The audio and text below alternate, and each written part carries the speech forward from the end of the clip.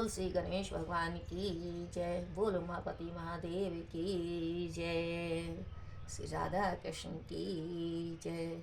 अब मैं आपके सामने श्री कृष्ण कन्हैया की वाणी गीता जी का 90 अध्याय का महात्म्य और सा सुना रही हूँ।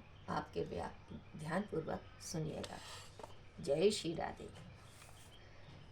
महादेव जी कहते हैं, हे पार्वती, अब मैं आदर पूर्वक 9वें अध्याय का महात्म्य का वर्णन करूंगा। तुम स्थिर होकर सुनो। नर्मदा के तट पर महिष्मती नाम की एक नगरी है। वहाँ माधव नाम के एक ब्राह्मण रहते थे, जो वेद वेदांकों के तत्वज्ञ और समय समय पर आने वाले अतिथियों के प्रेमी थे। उन्होंने विद्या के द्वारा बहुत धन कमाकर एक महान यज्ञ का अनुष्ठान आरंभ किया। उस यज्ञ में बलि देने के लिए एक बकरा मंगाया गया। जब उसके शरीर की पूजा हो गई, तब सबको आश्चर्य में डालते हुए उस बकरे ने हंसकर उच्च स्वर से कहा, हे ब्राह्मण, इन बहुत से यज्ञों द्वारा क्या लाभ है? इनका फल तो नष्ट हो जाने वाला है तथा ये जन्म, जरा और मृत्यु के भी कारण है। यह सब करने पर भी मेरी जो वर्तमान दशा है, इसे देख लो।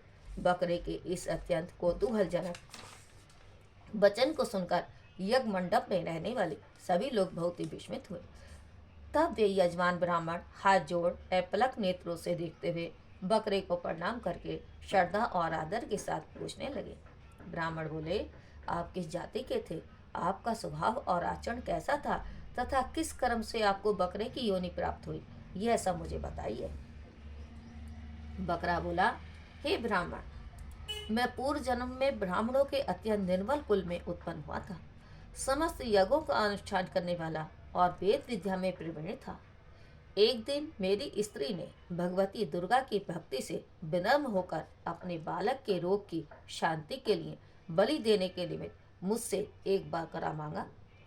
तत्पश्चात जब चंडिका के मंदिर में वह बकरा मारे जाने लगा, उस समय उसकी माता ने मुझे शाप दिया, ओ ब्राह्मणों में नीच पापी, तू मेरे बच्चे का वध करना चाहता है, इसलिए तू भी बकरे की योनि में जन्म लेगा। हे दुष्श्रेष्ठ, तब कालवश मृत्यु को प्राप्त होकर मैं बकरा हुआ। यद्यपि मैं पशु योनि में पड़ा हुआ हूँ, तो भी मुझे अपने पूर्व जन्मों का स्मरण बना हुआ है। हे ब्राह्मण, यदि आपको सुनने की उत्कंठा हो तो मैं एक और भी आश्चर्य की बात बताता हूँ। कुरुक्षेत्र नाम का एक नगर है जो मोक्ष प्रदान करने वाला है। वहाँ चंद्रशर्मा नामक एक सूर्यवंशी राजा राज्य करते थे। एक समय जबकि सूर्य ग्रहण लगा था, राजा ने बड़ी श्रद्धा के साथ काल पुरुष का दान करने की तैयारी की। उन्होंने वेद वेदांगों के पारगामी एक विद्वान ब्राह्मण को बुलवाया और पुरोहित के साथ वे तीर्थ के पावन जल से स्नान करने को चले। तीर्थ के पास पहुंचकर राजा ने स्नान किया और 2 वस्त्र धारण किए। फिर पवित्र एवं प्रसन्नचित होकर उन्होंने श्वेत चंदन लगाया और बगल में खड़े हुए पुरोहित का हाथ पकड़कर तत्कालोचित मनुष्यों से घिरे हुए अपने स्थान पर लौट आए। आने पर राजा ने यथोचित विधि से भक्ति पूर्वक ब्राह्मण को काल पुरुष का दान किया। तब काल पुरुष का हृदय चीरकर उसमें से एक पापात्मा चंडाल प्रकट हुआ। फिर थोड़ी देर बाद निंदा भी चंडाली का रूप धारण करके काल पुरुष के शरीर से निकली और ब्राह्मण के पास आ गई। इस प्रकार चंडालों की वह जोड़ी आंखें लाल किए हुए निकली और ब्राह्मण के शरीर में हठात प्रवेश करने लगी। ब्राह्मण मन ही मन गीता के 9वें अध्याय का जप करते थे और राजा चुपचाप यह सब कौतुक देखने लगे। ब्राह्मण के अंतःकरण में भगवान गोविंद शयन करते थे।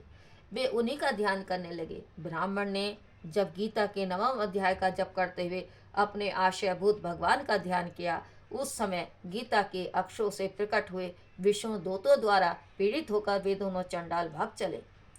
उनका ध्योग निष्फल हो गया। इस प्रकार इस घटना को प्रत्यक्ष देखकर राजा के नेत्र आश्चर्य से चकित हो उठे। उन्होंने ब्राह्मण से पूछा, हे विप्रवर, इस महाभयंकर आपत्ति को आपने कैसे पार किया? आप किस मंत्र का जाप और तथा किस देवता का स्मरण कर रहे थे? वह पुरुष तथा वह स्त्री कौन थी? वे दोनों कैसे उपस्थित हुए? फिर वे शांत कैसे हो गए? यह सब मुझे बतलाइए। ब्राह्मण ने कहा, हे राजन, चंडाल का रूप धारण करके भयंकर पापी प्रकट हुआ था तथा वह स्त्री निंदा की साक्षात मूर्ति थी। मैं इन दोनों को ऐसा ही समझता हूँ।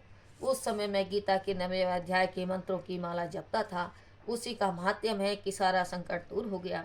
हे महीपते, मैं नित्य ही गीता के 9वें अध्याय का जप करता हूँ। उसी के प्रभाव से प्रतिग्रह जनित आपत्तियों के पार हो सका हूँ। यह सुनकर राजा ने उसी ब्राह्मण से गीता के 9वें अध्याय का अभ्यास किया। फिर वे दोनों ही परम शांति मोक्ष को प्राप्त हो गए। यह कथा सुनकर ब्राह्मण ने बकरे को बंधन से मुक्त कर दिया और गीता के 9वें अध्याय के अभ्यास से परम गति को प्राप्त किया। बोल श्री कृष्ण भगवान की जय, गीता मैया की जय। अब गीता के 9वें अध्याय का सार सुनिएगा। ओम श्री परमात्मे नमः। ओम श्री परमात्मे नमः।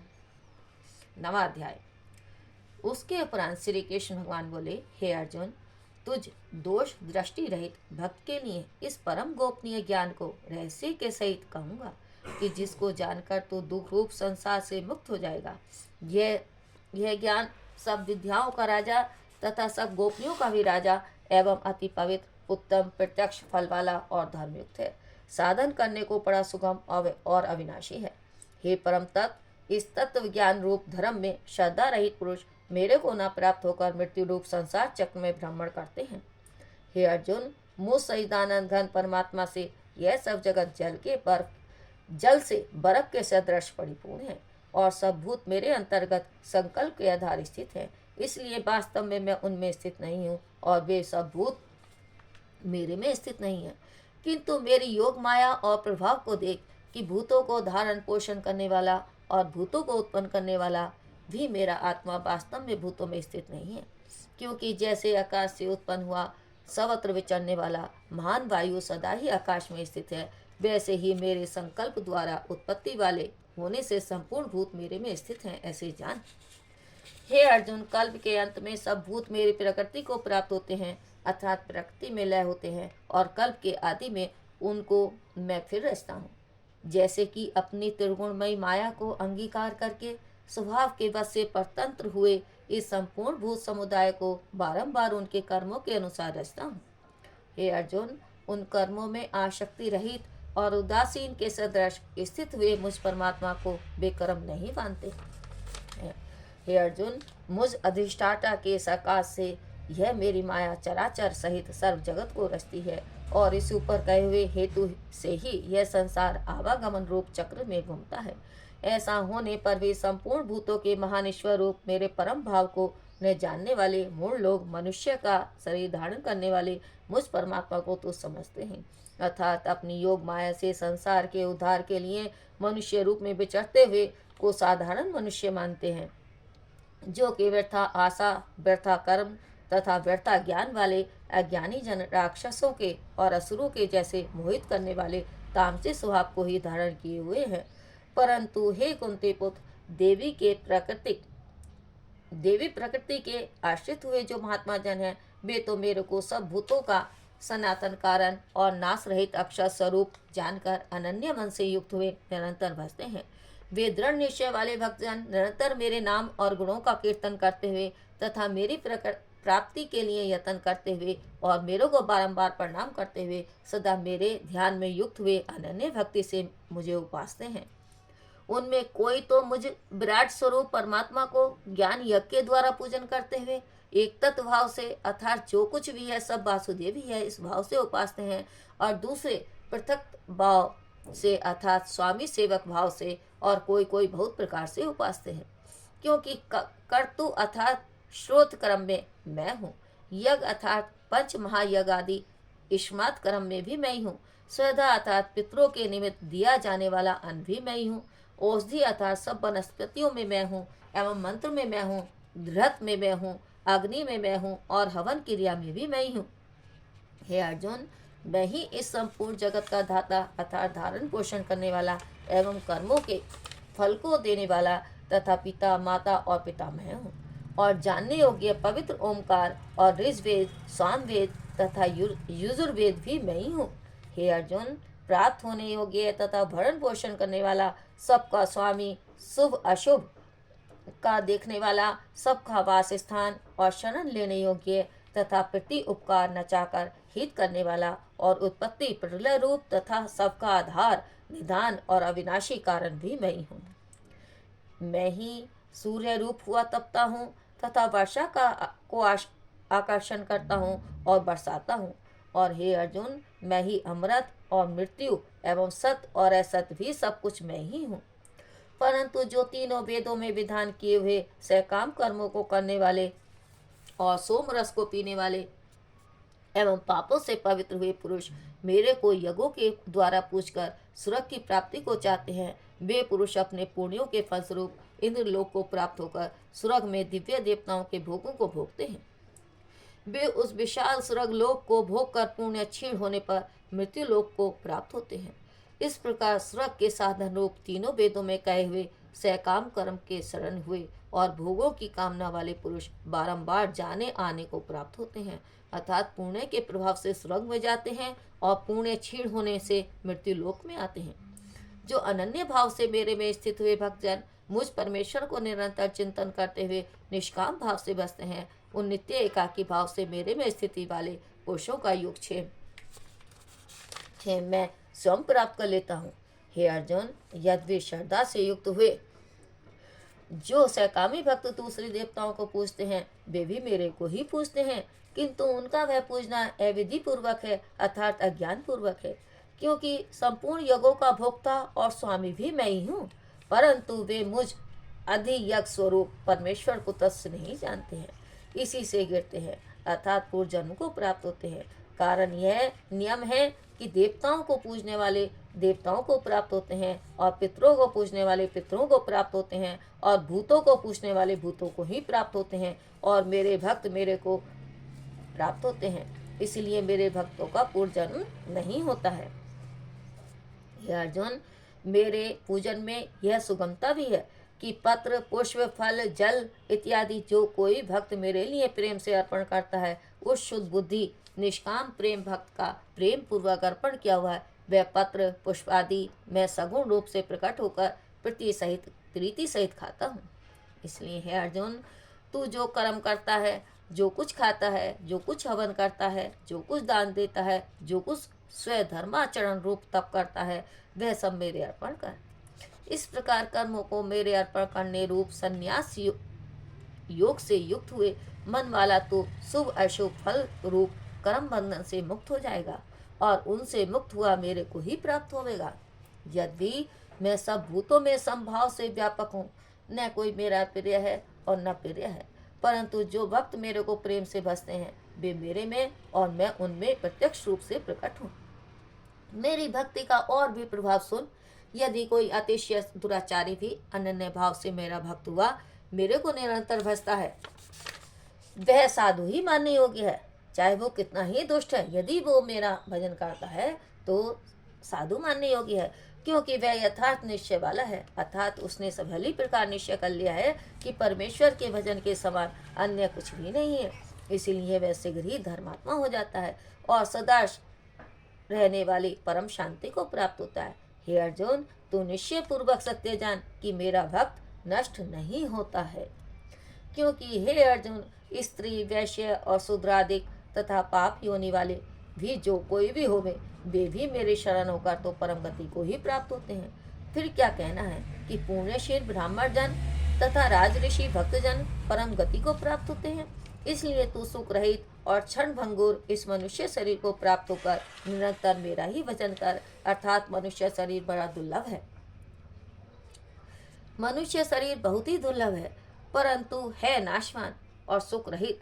इसलिए काल का भरोसा न करके तथा अज्ञान से सुख रूप भासने वाले विषय भोगों में फंसकर निरंतर मेरा ही भजन कर। केवल मुझ सहितानंद घन पाशुदेव परमात्मा में ही अनन्य प्रेम से नित्य निरंतर अचल मन वाला हो और मुझ परमेश्वर को ही श्रद्धा प्रेम सहित निष्काम भाव से नाम गुण और प्रभाव के श्रवण कीर्तन मनन और पठन पाठन द्वारा निरंतर भजने वाला हो तथा मुझ शंख चक्र गदा पद्य और किरीट कुंडल आदि भूषणों से युक्त पीताम्बर बनमाला और कौस्तुभ मणिधारी विष्णु का मनवाड़ी और शरीर के द्वारा सरस्व अर्पण करके अतिशय श्रद्धा भक्ति और प्रेम से विहलता पूर्वक पूजन करने वाला हो और मुझ सर्वशक्तिमान विभूति बल ऐश्वर्य माधुर्य गंभीरता उदारता वात्सल्य और सुहृदता हृदयता आदि गुणों से संपन्न सबके आश्रय रूप वासुदेव को विनय भावपूर्वक भक्ति सहित साष्टांग दंडवत प्रणाम कर इस प्रकार मेरे शरण हुआ, तू आत्मा को मेरे में एकाकी भाव करके मेरे को ही प्राप्त होगा। बोल श्री कृष्ण भगवान की जय। बोल भगवद गीता मैया की जय। जय भगवत गीते, जय भगवत गीते, हरि कमल विहान सुंदर सो पुनित। जय भगवत गीते, कर्ण सुमर्म प्रकाश निकामा शक्ति हरा, तत्व ज्ञान विकासन विद्या ब्रह्म परा। जय भगवत गीते, निश्चल भक्ति विधायनि निर्मल मलहारी, शरण रहे शब्दायनि सब विधि सुखारी। जय भगवत गीते, राग द्वेष विदारणी कारणी मोह सदा, भव हारणी तारणी परमानंद प्रदा। जय भगवत गीते, असुर भाव विनाशनि नाशनि तम रजनी, देवे सद्गुण दायिनी हरि रस कासनी। जय भगवत गीते, समता त्याग सिखामनि हरि मुखी बानी, सकल शास्त्र के स्वामिनि श्रुतियों की रानी। जय भगवत गीते, दया सुधा बरसावनि मात कृपा की जय, हरिपद प्रेम दान करे अपनों कर ले जय। जय भगवत गीते, जय भगवत गीते। बोल भगवद गीता मैया की जय। ओम गंगणपते नमः।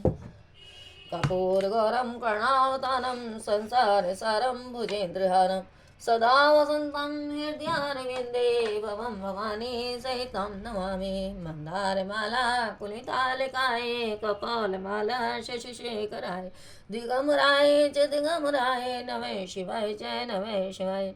नमो देव्य महादेव्य शिवाय संतं नमः। नमः पगत्रवन्याता प्रतासुरातां, सर्वमंगल मंगले शिवे स्वार्थसाधिके, शरण त्रिभयं के गौरी नारायण नमस्तुते। श्री राधे श्री राधे।